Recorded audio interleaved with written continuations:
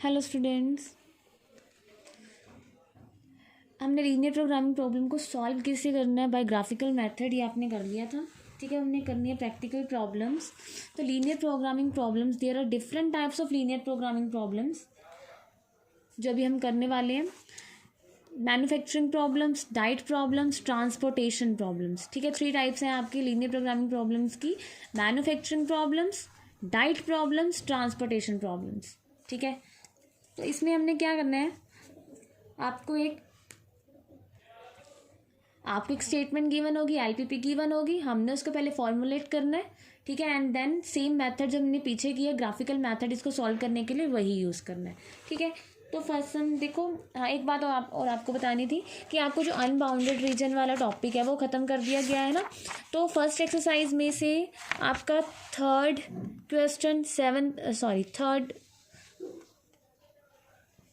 Question, 6th question and 9th question, ये unbounded वाले हैं, ये आपने नहीं करने, 4th, 6th एंड 9th। ठीक है, सिमिलरली ये अनबाउंडेड वाली एग्जांपल है तो आपको दिख ही रही है ना। उसके बाद 12.2 में से फर्स्ट सम अनबाउंडेड वाला है। ठीक है, 9th, 10th, ऐसे एग्जांपल्स तो आप देख ही सकते हो कि कौन सी अनबाउंडेड वाली है। और मिसलेनियस में से ये 2nd, 3rd। ठीक है, तो ये सम्स आपने नहीं करने, ये अनबाउंडेड रीजन वाले हैं जो आपके सिलेबस में से डिलीट कर दिए गए हैं। ठीक है, तो 12.2 देखो, इसकी स्टेटमेंट देखो क्या है। इसमें हमने क्या करना है, एलपीपी को फॉर्मुलेट करना है। ठीक है, तो देखो सबसे पहले आपने क्या देखना है कि किस चीज़ की बात हो रही है। पहले तो देखो ये कौन सी प्रॉब्लम है। 1 kind of cake requires 200 gram of floor and 25 gram of fat, and another kind of cake requires 100 gram of floor and 50 gram of fat. ठीक है, ये डाइट प्रॉब्लम में आ जाता है। ठीक है, केक की बात हो रही है तो कह रहे मतलब 2 तरह के केक है, 1 काइंड एंड अनदर काइंड। ठीक है, हमने फाइंड करने हैं, find the maximum number of cakes which can be made from 5 kg of flour, 1 kg of fat, assuming that there is no shortage नहीं है of the other ingredients used in making the cakes। ठीक है, तो सबसे पहले हमने क्या करना है, हमने देखना है कि इन 2 प्रोडक्ट्स की बात हो रही है। ठीक है, सबसे पहले हम देखेंगे कि यहाँ पे अब डाइट प्रॉब्लम है। ठीक है, तो इसमें किस तरह की डाइट है, न्यूट्रिएंट्स हैं। ठीक है, उससे हमने क्या बनाना है, ऑब्जेक्टिव फंक्शन बनाना है, सब्जेक्ट टू द कॉन्स्ट्रेंट्स बनाने हैं। ठीक है, तो देखो यहाँ पे हमें गिवन है कि एक केक में 200 ग्राम ऑफ फ्लोर होना चाहिए, 25 ग्राम ऑफ फैट, एंड दूसरे केक में 100 gram of floor, 50 gram of fat. ठीक है, और टोटल जो फ्लोर है वो कितना गिवन है, 5 kg फ्लोर, एंड जो टोटल फैट गिवन है वो कितना है, 1 kg। तो इससे देखो हम कैसे बनाएंगे, तो हम करते हैं लेट। पहले तो आपको ये चीज़ देखनी पड़ेगी कि आपने एक्स एंड वाई किसको लेट करना है। ठीक है, तभी हमारे पास ऑब्जेक्टिव फंक्शन या फिर कॉन्स्टेंट्स आएंगे। ठीक है, तो देखो सेकेंड सम करें हम। ठीक है, तो हमने लेट कर लिए, जो फर्स्ट काइंड ऑफ केक था उसको एक्स लेट कर लिया। ठीक है, let there be x cakes of first kind and y cakes of another kind. ठीक है, तो हमने लेट कर लिया। देखो यहाँ से आपको सबसे पहले देखना पड़ेगा कि आपने एक्स वाई किसको लेट करना है। तो let there be x kinds of x cakes of first kind and y cakes of second kind। ठीक है, तो हमने लेट कर लिया, ये x केक्स है फर्स्ट काइंड की एंड y केक्स है सेकेंड काइंड के। ठीक है, ठीक है, उसके बाद आपने क्या करना है, जो चीज़ बन रही है जैसे केक्स बन रहे हैं, उसके बाद आपने देखना है इसमें जो इंग्रेडिएंट्स हैं, न्यूट्रिएंट्स हैं, वो क्या यूज़ हो रहे हैं। ठीक है, उनको ना हम एक टेबल बना लेंगे। जैसे एक तो फ्लोर की बात हो रही है, एक फैट की बात हो रही है। ठीक है, एक फर्स्ट काइंड का केक, एक सेकंड काइंड का केक है, एंड एक फ्लोर एंड एक फैट है। ठीक है, तो इसका हम क्या करेंगे, एक टेबल बना लेंगे। हाउ, बिल्कुल सिंपल है। देखो उस टेबल में हमने इसकी अवेलेबिलिटी लिख लेनी है, सारा कुछ लिख लेना है। हमने एक टेबल बना लिया। देखो ठीक है। और हमारे पास क्या है, एक तो है फर्स्ट केक, एक है सेकंड केक, ठीक है, एक है फ्लोर और एक है फैट। अब वो कह रहे हैं, स्टेटमेंट देखो कि फर्स्ट केक में, केक फर्स्ट में, वन काइंड ऑफ केक में 200 ग्राम फ्लोर है, 25 ग्राम फैट, ठीक है। दैट मीन्स फ्लोर कितना यूज़ हो रहा है फर्स्ट केक में, फर्स्ट काइंड के केक में 200 ग्राम फ्लोर एंड 25 ग्राम फैट।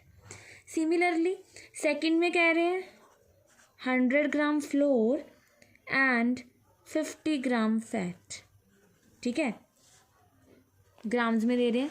उसके बाद देखो अवेलेबिलिटी आपको गिवन है कि हाँ टोटल भी तो पता होनी चाहिए ना कितनी है, कितना हमने यूज़ करना है, ठीक है। तो वो क्या है कि जो फ्लोर है वो है 5 kg एंड फैट है 1 kg।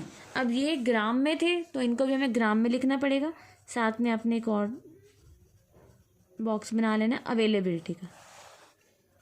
तो अवेलेबिलिटी इसकी कितनी हो जाएगी, 5000 5 kg है और इसकी 1 kg है, ये कितनी हो जाएगी 1000, ठीक है। ये आपने क्या करना है, टेबल बना लेना है जहाँ से हमारे पास कॉन्स्टेंट्स आएंगे, ओके।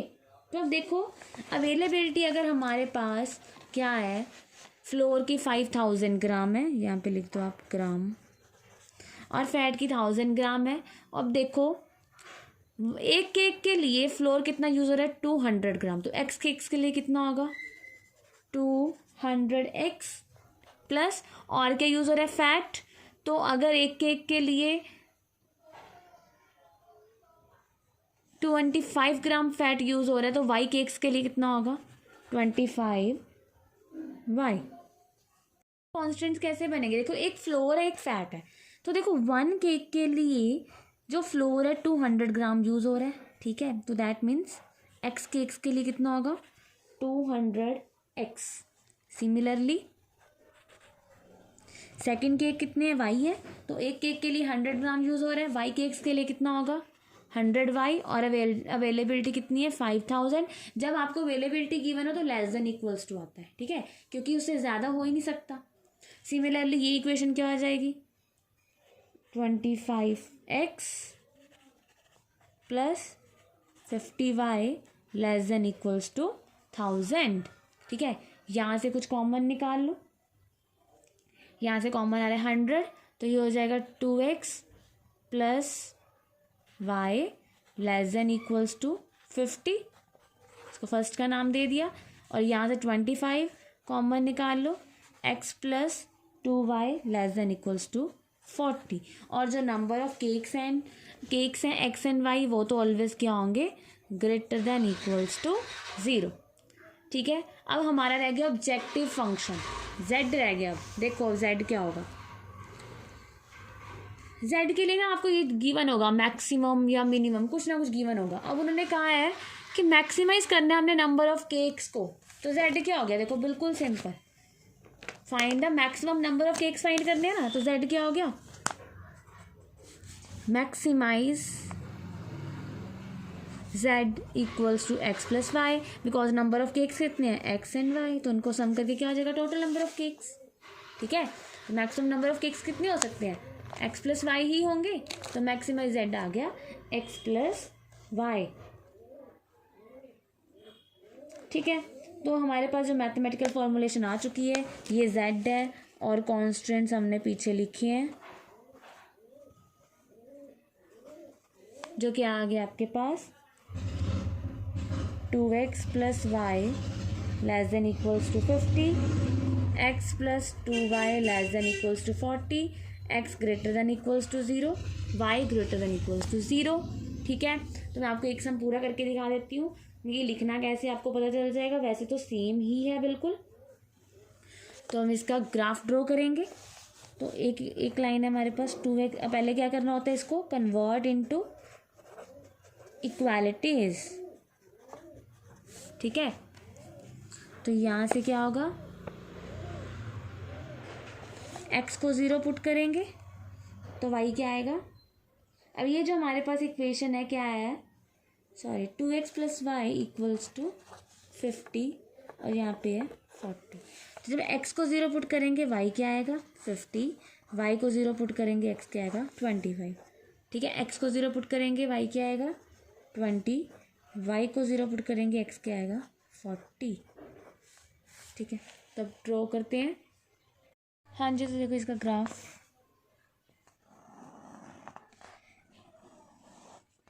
50, 25, 20, 40, तो हम यहाँ पे 10, 10 का डिफरेंस ले लेते हैं। 10, 20, 30, 40, 10, 20, 30, 40, 50, 60, ठीक है। और यहाँ पे क्या है 0, 0,50, 25, 0, 0,50 ये पॉइंट है, 25, 0 ये होगा, ठीक है। तो एक तो हमारे पास आ गई ये लाइन है हमारे पास 2x + y = 50। दूसरी है 0,20, 40, 0, ये एंड दिस, ये होगी x + 2y = 40, ठीक है।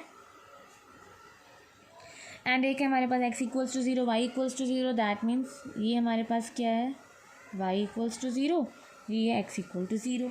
अब हम डायरेक्शन देखेंगे तो दोनों में लेस देन है, तो यहाँ पे अगर हम देखें इस लाइन की डायरेक्शन 0 < = 50, ये ट्रू है, तो इसकी भी इस तरफ होगी, और ये भी 0 < 40, ये भी ट्रू है, तो इस लाइन की भी इस तरफ होगी, और इसकी इस तरफ, इसकी इस तरफ। तो जो आप हमारे पास शेडेड रीजन आ जाएगा वो ये आ जाएगा, जिसके कॉर्नर पॉइंट्स को हम नाम देते हैं O, A, B, C, ठीक है।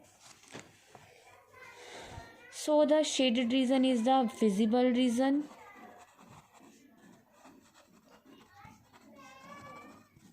shaded region is the visible region bounded by the points A, B, C, D, ठीक है। तो A पॉइंट तो हमें पता है क्या है 0,20, C भी पता है, sorry A, B, C, O, ठीक है, O भी पता है, बट B पॉइंट हमें फाइंड करना पड़ेगा इन दोनों को सॉल्व करके। तो पहले B पॉइंट फाइंड कर लो।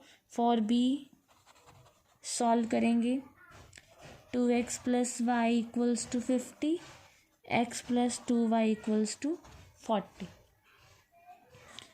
ठीक है। ये हो गया 2x + y = 50, 2x + 4y = 80। तो ये हो गया हमारे पास, एक minute, 2x + y = 50, 2x + 4y = 80, sign change, तो ये हो गया हमारे पास -3y = -30, सो y = 10। तो y की वैल्यू हमारे पास 10 आ गई, पुट कर दो किसी में भी, फर्स्ट में कर देते हैं 2x + 10 = 50, this implies 2x = 40, this implies x = 20। So the corner points हमारे पास क्या आ गए, O origin, A 0,20, B 20,10 and C 25,0। Same to same वैसे ही करना है, ठीक है। अब यहाँ पे हम कॉर्नर पॉइंट्स लिखेंगे एंड z की वैल्यू फाइंड करेंगे।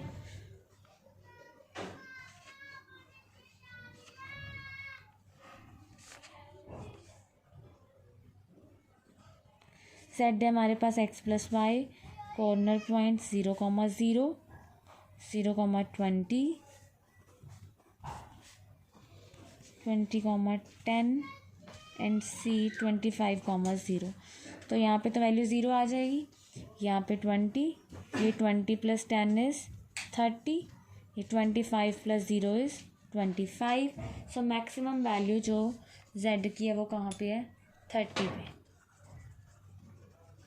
ठीक है, that means maximum number of cakes, that is total number of cakes 30 हैं, जिसमें से 20 फर्स्ट काइंड की हो गई, x is the first kind, and 10 second kind की होगी, that means y equals to 10. ठीक है, so maximum number of cakes that can be made are 30. तो हमने ये चीज़ फाइंड करनी थी कि जो मैक्सिमम नंबर ऑफ केक्स हैं वो कितने बनेंगे. ठीक है, तो यहाँ पे ऐसे टेबल बना दिया करो. ठीक है, so maximum number of cakes that can be made are 30, in which 20 are of first kind and 10 are of second kind. ठीक है, तो ऐसे आपने सारा सॉल्व सेम टू सेम वैसे ही करना है. बस अब मैं क्या करूँगी, जो आपके आगे समझा ना, सिर्फ LPIPs फॉर्मुलेट करवाऊँगी और आपने जो ग्राफ्स है वो खुद ट्राई करने हैं. अगर कुछ नहीं समझ आएगा तो आपने पूछ लेना है. ठीक है, हाँ जी. तो नेक्स्ट देखो, a factory makes tennis rackets and cricket bats. अब एक फैक्ट्री है जो tennis rackets and cricket bats बना रही है, मैन्युफैक्चर कर रही है. A tennis racket takes 1.5 hours of machine time and 3 hours of craftsman time in its making. ठीक है, जब टेनिस रैकेट बनता है तो मशीन जो लेती है, मशीन कितना टाइम लेती है, 1.5 आवर्स, एंड जो क्राफ्टमैन है, जो हैंड से काम करना होता है, वो 3 आवर्स. ठीक है, similarly making a bat takes 3 hours of machine time and 1 hour of craftsman time. In a day, the factory has availability of not more than 42 hours of machine time and 24 hours of craftsman's time. अब वो कह रहे हैं कि एक दिन में जो फैक्ट्री की अवेलेबिलिटी है, मतलब काम की मशीन टाइम जो है, मशीन पे कितना काम हो सकता है, 42 आवर्स तक, not more than 42 hours. And जो क्राफ्ट्समैन है वो भी 24 आवर्स काम कर सकते हैं, इसके ज़्यादा नहीं कर सकते. तो फर्स्ट है, what number of rackets and bats must be made if the factory is to work at full capacity. तो पहले तो हमने क्या फाइंड करना है, rackets and bats, what number of rackets and bats can be made, अगर जो काम है वो फुल कैपेसिटी पे हो जाए. ठीक है, and second one is the profit on a racket and on a bat is 20 and 10, then find the maximum profit. तो सेकेंड में हमने मैक्सिमाइज करना है प्रॉफिट को, कि अगर एक बैट पे 20 रुपीज़ का प्रॉफिट हो रहा है, एंड सॉरी एक रैकेट पे 20 रुपीज़ का प्रॉफिट हो रहा है और बैट पे 10 रुपीज़ का, देन प्रॉफिट को मैक्सिमाइज करना है. मतलब मेन हमें एक्स एंड वाई ही चाहिए होता है. ठीक है, तो देखो यहाँ पे अब देखो कौन से दो प्रोडक्ट्स बन रहे हैं, यहाँ पे दो प्रोडक्ट्स कौन से हैं, एक रैकेट्स है एंड एक बैट्स है. ठीक है, तो हम क्या करेंगे, रैकेट्स को एक्स मान लेंगे एंड नंबर ऑफ बैट्स को वाई लेट कर लेंगे. तो देखो, let the number of rackets and the number of bats to be made be x and y respectively. तो नंबर ऑफ रैकेट्स को हमने एक्स लेट कर लिया, नंबर ऑफ बैट्स को वाई लेट कर लिया. ठीक है, अब देखो वही चीज़ हमने देखनी है. देखो इनको बनाने के लिए जो चीज़ें यूज़ हो रही हैं, ठीक है, जैसे इस डाइट को बनाने के लिए फ्लोर एंड फैट यूज़ हो रहे थे. अब यहाँ पे अगर हमने रैकेट्स या बैट्स बनाने हैं तो मशीन एंड क्राफ्ट्समैन यूज़ हो रहे हैं, कि इनको यूज़ करके मशीन्स को और क्राफ्ट्समैन है ना क्या कर रहे हैं, ये टेनिस रैकेट्स एंड बैट्स को मैन्युफैक्चर कर रहे हैं, मेक कर रहे हैं. तो आपने इसका एक टेबल बना लेना वैसे ही. तो टेबल वैसे बनाना है, आप जिस जहाँ मर्जी जो मर्जी लिख सकते हो, चाहे रैकेट्स बैट्स एंड अवेलेबिलिटी यहाँ पे लिख लो, machine time and craftsman time वहाँ पे लिख लो, वो आपकी मर्जी है. तो हमने एक टेबल बना लेना है. तो यहाँ पे ले लिया machine time and craftsman time, और यहाँ पे ले लिया हमने रैकेट बैट्स एंड अवेलेबिलिटी. देखो रैकेट्स को कितना मशीन टाइम लग रहा है, तो rackets take 1.5 hours machine time, 3 hours of craftsman time. देखो 1.5 hours of machine time and 3 hours of craftsman time, and जो क्रिकेट बैट है 3 machine time 1 hour of craftsman time. तो ये हो जाएगी हमारे पास 1.5 hours of machine time and 3 hours of craftsman time. और cricket bat ले रहे हैं 3 hours of machine time, 1 hour of craftsman time. और जो अवेलेबिलिटी है देखो क्या है,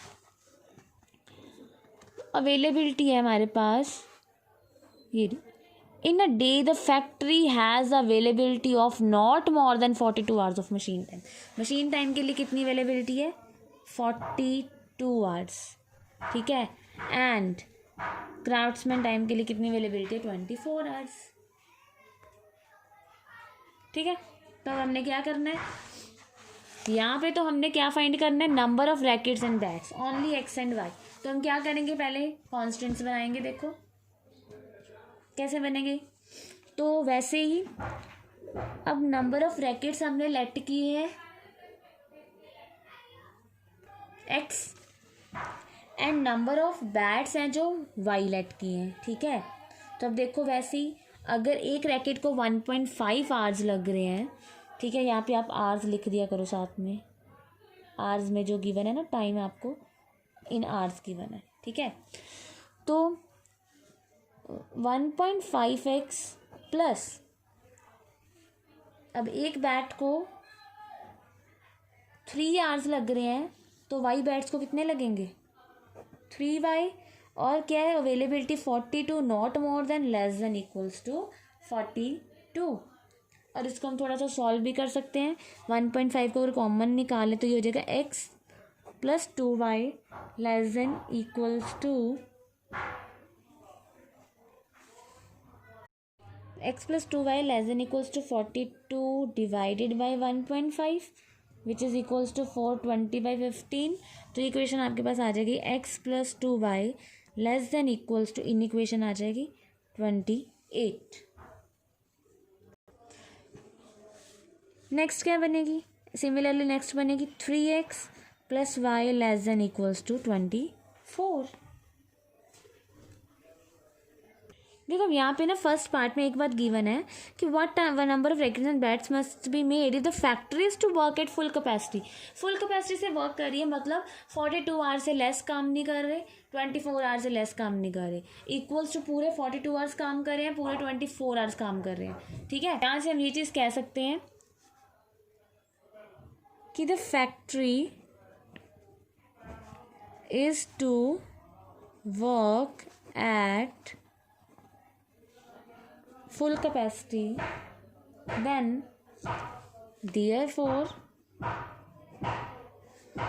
1.5x, सॉरी अब यहाँ पे ये लिख देते हैं, x plus 2y equals to 28, 3x plus y equals to 24। अब इन दोनों को सॉल्व करेंगे, x एंड y के वैल्यूज फाइंड कर लेंगे, ठीक है। इसको 2 से मल्टीप्लाई कर देते हैं, x plus 2y equals to 28, and यहाँ पे होगा हमारे पास 6x plus 2y equals to 48, ठीक है। साइन चेंज, ये कैंसिल, ये क्या, -5x equals to -20, so x equals to 4, ठीक है। x की वैल्यू 4 आ गई। तो उसके बाद हमने y की वैल्यू फाइंड करनी है, यहाँ पे फाइंड करते हैं, यहाँ से फाइंड कर लेते हैं फर्स्ट इक्वेशन से, x plus 2y equals to 28। तो यहाँ पे हम x की वैल्यू 4 पुट करेंगे, तो यहाँ से y की जो वैल्यू है वो कितनी आ गई, 12, ठीक है। मतलब नंबर ऑफ जो रैकेट्स हैं वो कितने बनेंगे, 4, एंड बैट्स बनेंगे 12। दस 4 rackets and 12 bats must be made। ये तो हो गया फर्स्ट पार्ट, ठीक है।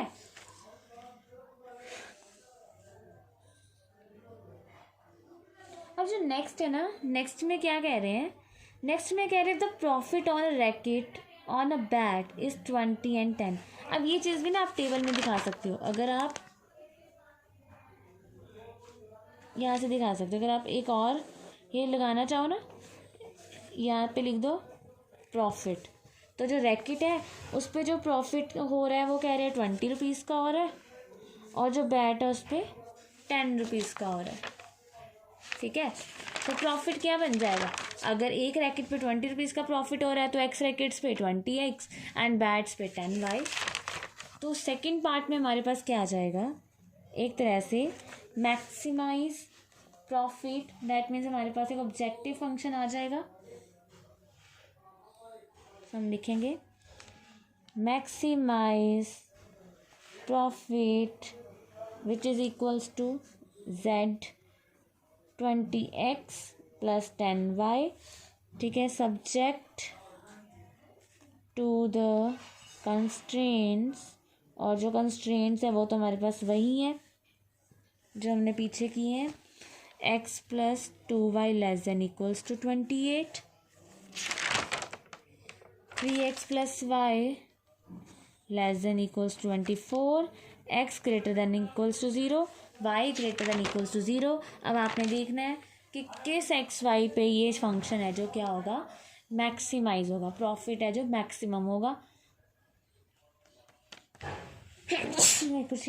तो यहाँ से हम ग्राफ ड्रॉ करेंगे और मैक्सिमम वैल्यू फाइंड करेंगे। तो ये बिल्कुल सिंपल है, ठीक है। तो ये आपने खुद करना है, ठीक है। मैं आपको सिर्फ LPPF फॉर्मुलेट करने सिखाऊंगी, ये चीज़ होगी। आगे जो ग्राफ करना है, सारा कॉर्नर मेथड लगाना है, जेड की वैल्यू फाइंड करनी है, वो आपने खुद करना है। अब नेक्स्ट देखो, a manufacturer produces nuts and bolts, ठीक है। अब देखो दो चीज़ें प्रोड्यूस करें, नट्स एंड बोल्ट्स, उसके बाद टेक्स वन। अब क्या होगा कि इनको बनाने के लिए जो ज़रूरी है, मशीन्स यूज़ हो रही हैं, क्या यूज़ हो रहा है, वो चीज़ें हमें गिवन होंगी, ठीक है। अब it takes 1 hour of work on machine A, 3 hours on machine B, मतलब 2 मशीन्स यूज़ हो रही हैं इनको बनाने के लिए, तो मशीन ए पे 1 आवर लग रहा है, मशीन बी पे 3 आवर्स लग रहे हैं। It takes 3 hours on machine A, 1 hour on machine B to produce package of bolts. ये नट्स के हैं, ये बोल्ट्स के हैं। He earns a profit of, यह आपको प्रॉफिट गिवन है पर पैकेज ऑन नट्स। नट्स के एक पैकेज पे इतना प्रॉफिट होता है और बोल्ट्स के एक पैकेज पे इतना प्रॉफिट होता है। तो हाउ मैनी पैकेजेस, तो हमने हाउ मैनी पैकेजेस फाइंड करने ऑफ ईच, दोनों के, तो हम लेट कर लेंगे वैसे ही कि x number of packages produce of nuts and y number of packages produce of bolts, ठीक है। जो nuts के पैकेजेस हैं वो x है और जो y के पैकेजेस हैं वो क्या है, सॉरी, जो bolts के पैकेजेस हैं वो कितने हैं, number of bolts, number of packages of bolts are y, ठीक है। 6 हम देखो, a cottage industry manufactures pedestal lamps and wooden shades, each requiring the use of grinding cutting machine and sprayer, ठीक है। कॉटेज इंडस्ट्री मैन्युफैक्चर कर रही है pedestal lamps and wooden shades, और इसको बनाने के लिए क्या यूज़ कर रहे हैं, grinding cutting machine and sprayer. तो it takes 2 hours on grinding cutting machine and 3 hours on the sprayer to manufacture a pedestal lamp. Pedestal lamp को बनाने के लिए ग्राइंडिंग कटिंग मशीन 3 hours लेती है और 2 hours लेती है और sprayer 3 hours। Similarly shade, wooden shade को बनाने के लिए ग्राइंडिंग मशीन का 1 hour लग रहा है और स्प्रेयर के 2 hours लग रहे हैं। तो on any day the sprayer is available for the at most 20 hours। तो स्प्रेयर की अवेलेबिलिटी हमें गिवन है एट मोस्ट 20 hours और कटिंग मशीन की एट मोस्ट 12 hours। और प्रॉफिट गिवन है पेडिस्टल लैम्प पे ₹5 एंड शेड पे ₹3। तो assuming that the manufacturer can sell the lamps and shades that he produces, how should he schedule daily production in order to maximize his profit? Profit को maximise करना है, simple चीज़ है। 2 चीज़ें बन रही है, लैम्प्स एंड शेड्स, तो let कर लेंगे x number of lamps and y number of shades, ठीक है। So these are greater than equals to 0। So let the cotton industry manufacture X pedestal lamps and Y wooden shades. X greater than equals to 0, Y greater than equals to 0. और दो machines use हो रही है, cutting machine and sprayer, और बन रहे हैं lamps and shades, और इनकी अवेलेबिलिटी है. तो कटिंग मशीन लैम्प्स को बनाने के लिए 2 आवर्स ले रही है, शेड्स को बनाने के लिए 1 आवर. सिमिलरली स्प्रेयर लैम्प्स को बनाने के लिए 3 आवर्स एंड शेड्स पे 2 आवर्स. और जो इसकी अवेलेबिलिटी है एट मोस्ट 12 आवर्स है, इसकी एट मोस्ट 20 आवर्स है. प्रॉफिट गिवन है लैम्प पे 5 रुपीज़ एंड शेड पे 3 रुपीज़. ठीक है, तो जेड क्या हो गया हमारे पास, मैक्सिमाइज z इक्वल्स टू क्या हो जाएगा 5x प्लस 3y. ठीक है, इसके बाद सब्जेक्ट टू द कॉन्स्ट्रेंट्स.